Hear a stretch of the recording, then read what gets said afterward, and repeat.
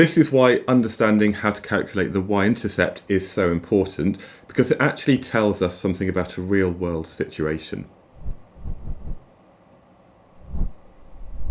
So this is much more of a physics problem, and what we have is a displacement time graph. Now, of course, if we were to follow the line back to where the time is 0, that's going to be the initial displacement of that object. And if we know the initial displacement, and we know it's finally at a displacement of 0, we can then work out the total distance travelled.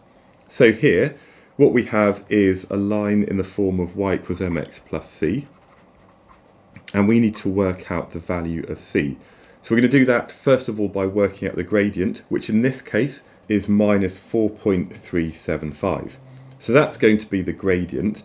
And of course, if we start with this, we can rearrange this to say that c is equal to y minus mx.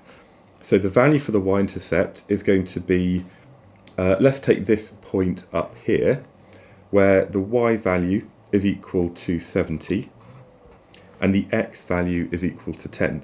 So that's 70 take away minus 4.375 times 10. And we're going to be taking away a negative number, so we're going to be adding it on.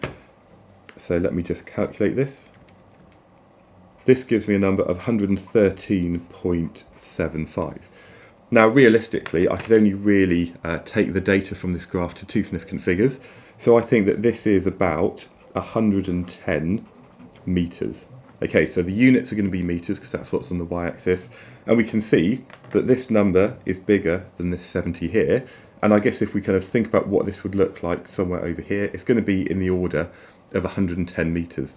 So that's going to be the total displacement, the total distance it travelled from time t equals 0. So that is much more of an A-level physics question, which really highlights the importance of understanding the maths in order to solve these types of problems. By the way, this is just one of many videos I've made covering all of the maths that you need to understand for A-level physics. It's part of a mini course which includes many more topic videos, multiple worked examples, and also a guide that you can download. You can find all of this over at alevelphysicsonline.com.